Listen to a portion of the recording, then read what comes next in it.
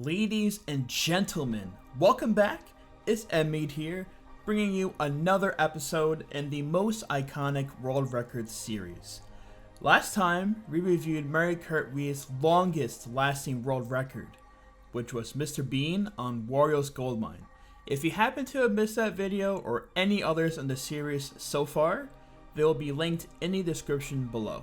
Today, the next most iconic world record we will review is Kart Wii's first 1,000 plus day old world record.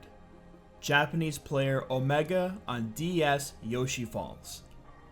Omega set his 59-second flat time on Yoshi Falls on March 20th, 2010. It will last for a total of 1,090 days and will be beaten 6 days before the 3-year anniversary of Omega's time on March 14th, 2013 by Canadian player Cole with the first sub 59-second time on Yoshi Falls. Prior to this, the previous longest lasting world record was 617 days with Yasha's 212.559 on N64 DK's Jungle Parkway. What I found interesting since being around the time trial community since 2008 is that as world records typically get older and start racking up those days, it always sparks players to try and take their own stab at taking down the current longest lasting world record for that specific time period. How fitting is it to say that you were the one who beat the longest lasting world record? You'd have quite the badge of honor, I'd say. Let's delve a little bit into the history of Omega as a player, especially as it pertains to Yoshi Falls. Omega set a total of 18 world records in a time span of less than 2 years, and they were all on Yoshi Falls. Yes, since 2008, Omega has been the front runner for this course, making very quick work of any other competitors who would try to beat his time. One of Omega's biggest accomplishments during this time would be when he became the first person to sub 1 minute on Yoshi Falls. Anytime a player makes a major sub-minute time on any track is always a very pivotal time, and this was no different. When Omega was active in 2008 to 2010, from the point that he got the world record for the first time, leading up to his last time at 59 seconds flat, he was beaten only 3 times, twice by Canadian player Cole, and once by Japanese player Thed0ra7z. I apologize if I'm pronouncing the name wrong. And all 3 of those times where he was beaten combined would last for less than 3 days. Omega beat Cole back within a day, both times, and in less than 1 day when Thed0ra7z beat Omega as well. After reclaiming the world record for the last time, Omega would continue improving his time 6 more times, until his last time of 59 seconds flat. Now, what was always interesting to me is that due to Omega's dominance, there are only 29 world records to be set on Yoshi Falls for almost 5 years since 2008, to when he was beaten in 2013. And since 2013, 6 years have passed, and only 7 new world records would have been set on Yoshi Falls in 6 more years, for a total of 36 world records on Yoshi Falls, over 11 years since the game's release. In case it's not already clear, that's a very low world record tally in comparison to all other tracks, and in fact this is the lowest world record tally out of any course, apart from categories such as Grumble Volcano, No Glitch No Shortcut, and GBA Bowser Castle 3 No Shortcut, as these categories weren't played until a few years later. I already anticipate some of you guys sitting here watching this might have a common question such as, well, why exactly did this reach 1,000 days in the first place? That would be a very great question to ask, and I think I have a few answers to that question. DS Yoshi Falls is a spear dominant track, and for those who don't use the spear all that often or haven't played this game before, the spear is the fastest bike you can use both for raw speed and has a very favorable acceleration stat. However, at the expense of a harsher drift stat and a minimal mini-turbo stat. And all this to say is that the spear tracks are extremely precise. You must commit to the line you're in after you release your mini-turbo, since the boost lasts for such a minuscule amount of time. The 3 most difficult parts of a DS Yoshi Falls time trial are 1. Executing a proper shroom each lap, infamously getting this bridge stick on all 3 laps, and I still don't exactly understand the mechanics behind this. I'm not too sure if any of us really understand the mechanics of this, even after 11 years. And lastly, maintaining a very fast speed into the waterfall, the last waterfall on each lap. And the way I see it, simply put, Omega was very far ahead of his time here. His racing and his progressive improvements exemplified a great understanding of the track, and overall great handling when driving here, especially in retrospect many years out from when he was making his improvements.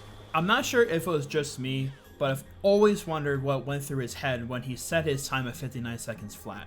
Sure, a 59-second flat time looks really cool, sure, but the inner time trialer in me knows, I know that he would have really wanted to get that sub 59.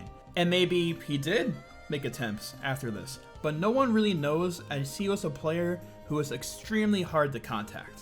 Now back in that time period when he was still active, at least for the time period, around 2010 to 2011, I managed to play with him in 1 or 2 friend rooms, and maybe 1 or 2 worldwides back during this time period with other top level Japanese time trial players.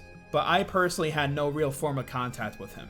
Semi-frequently, I would be in Skype calls with these Japanese players, but would never see Omega in them, at least to my memory, as this was easily, as I'm saying, 8 to 9 years ago now. Players like Omega always fascinate me, as they have this giant mystery factor to them if they aren't really in touch with the community, or at least with the Japanese players who frequently keep to themselves or within a very tight circle of other players. At least 2 players I know who had frequent contact with him are both Harp and Mander, but I am unsure who else was in his circle back then. Beyond the main accolades of his Yoshi Falls accomplishments, I felt it was only worthy to note other cool things he's managed to do. He managed a sub 1 minute time on Yoshi Falls with the Flame Runner in 2009, which really blew our minds out of the water when we saw this, at least to me anyway. I distinctly remember when he made this time, and at least to me this further solidified him as a DS Yoshi Falls master. Also noteworthy in my opinion is that he was always a very top level contender on the early days of DS Peach Gardens, until early to mid 2009. Getting as high as 3rd worldwide and holding the Japanese record at the time, and being very close to getting the world record here as well, but never managed to meet the mark. So Omega sets this time, and days pass, and months pass. A year passes, and then 2 years pass, and it seems like everyone was counting down the days until Omega's time reached 1,000 days, and it was very memorable when it did. Something just seems so cool about a world record in this game lasting for over 1,000 days, and everyone was really hyped when this happened. As I've already mentioned previously in the video, Omega's time stood for 1,090 days until March 14th, 2013, where Canadian player Cole would beat Omega and set the very first sub 59-second time on Yoshi Falls, utilizing a new mini turbo strategy into laps 2 and 3. And it was unclear, at least to me, for a while if this strategy was faster overall, since at least 1 to 2 world records since Cole's time opted to not use it at all. However, I believe it is marginally faster each lap as time has passed on, though I will defer this to the Yoshi Falls experts such as Cole, Blaze, King Alex, Breakson, or David, as they could give more proper insight into that. Overall, Omega's 59-second flat on DS Yoshi Falls, the very first world record to surpass 1,000 days, will forever be regarded by many of us as one of the most iconic world records ever set. I think I said enough here, fellas. You know what time it is now. It's time for the nostalgia rush, watching Omega's run in its entirety. Cueing nostalgia in 3, 2, 1.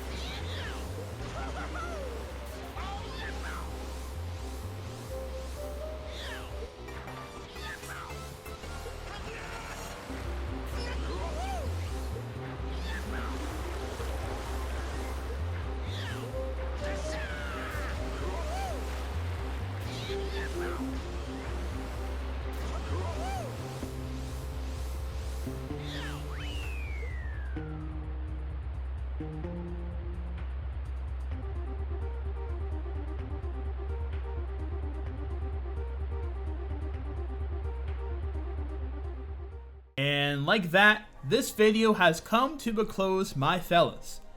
I really hope you all enjoyed this video. This one was extremely fun to make and had me filled with lots of nostalgia thinking back to this time period. If you like content like this and would like to continue seeing content like this frequently being uploaded to the channel, please do give the video a thumbs up, as it always helps with the growth of the channel, and subscribe if you haven't done so already. I have another time trial series running where I review all of the world records set in a given month, and I recently uploaded the summary of July 2019's world records last week, which will be linked in the description below. I thank you as always for the support, and I'll be seeing all of you guys in the next video of the series, where we will review Brendan's 2:23.728 world record on Bowser's Castle, which was set with Rosalina. Thanks all, and I'll be seeing you guys very soon. Take care.